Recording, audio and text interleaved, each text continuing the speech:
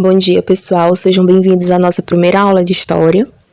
Essa aula ela vai ser uma introdução ao estudo histórico, em que a gente vai conhecer alguns conceitos, como, por exemplo, do que é a história, o que a história estuda e qual a importância dela para a humanidade. Aqui nós temos uma definição de história. É a ciência que estuda o homem e sua ação no tempo e espaço.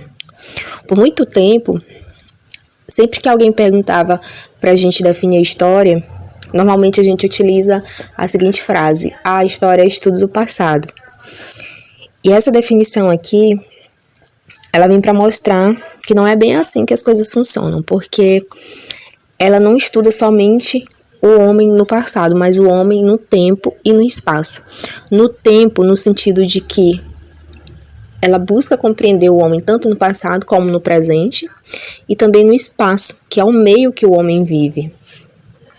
O agir do homem sobre a natureza, a relação dele com outras pessoas, a participação em movimentos sociais e manifestações, entre outras coisas. Sobre a origem, o termo história deriva do grego história, que significa investigação. E aí nós temos aqui a história, o primeiro registro histórico ele surge na Grécia, como não diferente das demais ciências que surgiram também na Grécia. E o primeiro estudo com método sistematizado sobre história foi feito por um grego chamado Heródoto. E por esse interesse dele de escrever a história, ele foi considerado o pai da ciência histórica. Eu trouxe essas 4 imagens para a gente fazer uma análise, porque para se compreender o estudo histórico a gente precisa saber ler imagens. Cada imagem dessa representa um período do nosso tempo, da nossa história. E aí na primeira, o que vocês podem observar? A primeira imagem, nós temos a estação ferroviária de Codó, não é isso? E aí vocês podem ver que há várias pessoas, as pessoas estão embarcando, as pessoas estão desembarcando. E por muito tempo, as estações ferroviárias elas eram o único lugar em que as pessoas poderiam pegar um transporte para fazer viagens de longas distâncias. Na segunda imagem nós temos uma criança, e vocês podem observar as vestimentas dessa criança, a boneca que ela carrega nos braços. Essa imagem é do século XIX. Na terceira imagem nós temos a fotografia de um telefone celular, um dos primeiros modelos lançados. E na quarta imagem nós temos uma pintura de um momento muito importante na história do Brasil, que foi a independência. Qual o meu objetivo de trazer essas 4 imagens para vocês analisarem? Para mostrar que a história ela estuda justamente isso, os processos de mudanças ocorridos nas sociedades. Mas que mudanças são essas? Por exemplo, na primeira imagem, hoje a cidade de Codó ela não utiliza mais a estação ferroviária para embarque ou desembarque de pessoas, de passageiros. Hoje a gente utiliza as rodoviárias, não é isso? Então, isso já foi uma mudança. A gente não utiliza mais trens para fazer viagens, a gente utiliza ônibus aqui na cidade de Codó. Tem algumas cidades que ainda utilizam trens. A segunda imagem é a questão da roupa. A roupa das crianças de hoje são totalmente diferentes das roupas das crianças do século XIX, como vocês podem observar na imagem. E também o brinquedo que ela carrega. Essas bonecas elas eram fabricadas por artesãos e levavam dias para serem finalizadas. Hoje, os brinquedos eles são confeccionados por máquinas e são produzidos milhares de brinquedos ao mesmo tempo. Na terceira imagem, que é o telefone celular, a gente já vê uma diferença muito grande em relação aos celulares de hoje. Hoje a gente tem muito mais possibilidade de fazer, não só que esse celular ele só fazia ligações e recebia ligações, e os celulares de hoje a gente já consegue fazer um monte de coisa, pesquisar na internet, mandar áudio, mandar vídeo e etc. E a gravura aí da independência, como as pessoas elas iam participar de manifestações políticas naquela época, né? De cavalo, com espadas. Hoje, para participar de um conflito político, as pessoas utilizam armas, né? Já houve uma evolução também nesse sentido. Então, os processos de mudanças ocorridos nas sociedades são objetos de estudo da história e do historiador, assim como também as permanências. O que são as permanências? São aquilo que não mudou com o passar dos anos, como, por exemplo, as construções. A Escola Colares e Moreira daqui de Codó. Ela foi fundada no ano de 1900, no século passado, e ela continua com o mesmo objetivo. Algumas partes da estrutura física continuam as mesmas de quando foi construído, então permaneceu. A mesma coisa em relação às brincadeiras, né? Desde muito tempo as meninas brincam com bonecas, ou brincadeiras com amarelinha, pega-pega. Essas brincadeiras, elas se perpetuaram por muito tempo e ainda hoje prevalecem. Assim como algumas regras em instituições religiosas, por exemplo. A Igreja Católica, ela tem regras próprias para batismo, para matrimônio de pessoas. Regras essas que existem há milhares de anos. E a história, ela faz parte da nossa vida. Se a gente for fazer uma linha do tempo, desde o nosso nascimento até hoje, a gente tem a nossa história ali contada, não é isso? Por exemplo, eu nasci no ano de 1992. Aí, com 4 anos, eu fui para a escola. Com 11 anos, eu fui para o ensino fundamental. Com 14 anos, eu fui para o ensino médio. Com 19, eu fiz faculdade. Em 2018, eu me formei. E assim, eu tenho uma linha do tempo da minha história. Todos nós temos histórias. Todos nós já ouvimos, contamos ou lemos muitas histórias. Por isso, a história ela também tem vários significados, tem várias interpretações. É necessário que vocês entendam que não existe uma história única e nem existe uma verdade na história, porque ela é variada, ela é diversa. Há várias vertentes, há várias interpretações. Qualquer pessoa pode interpretar um fato histórico diferente de qualquer outro.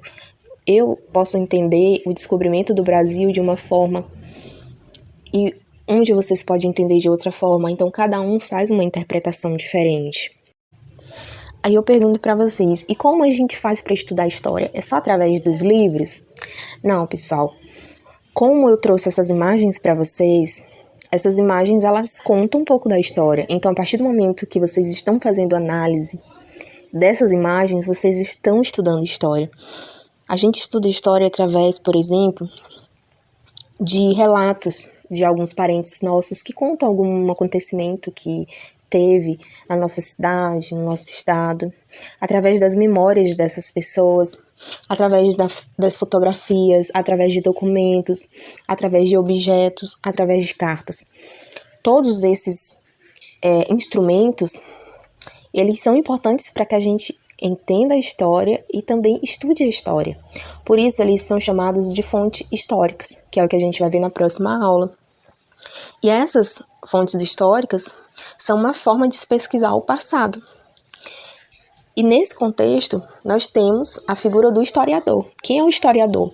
É o especialista que analisa e transforma os acontecimentos históricos em uma história contada. Ou seja, é como se eu pegasse alguns fatos, alguns instrumentos da fábrica de tecido daqui de Codó, que hoje é a escola militar. Eu posso fazer entrevistas com algumas pessoas que são netos dos primeiros funcionários, dos primeiros operários que trabalharam na fábrica. Eu posso utilizar as fotografias que foram feitas lá durante o funcionamento da fábrica, os documentos como a lista com o nome dos funcionários, com os valores dos salários, com a lista de insumos que entravam e saíam da fábrica, a lista com o nome dos presidentes ou diretores da fábrica. Então eu, como historiadora, vou pegar esse conjunto de fontes e vou transformar em uma história contada. A história contada ela está aqui nos nossos livros.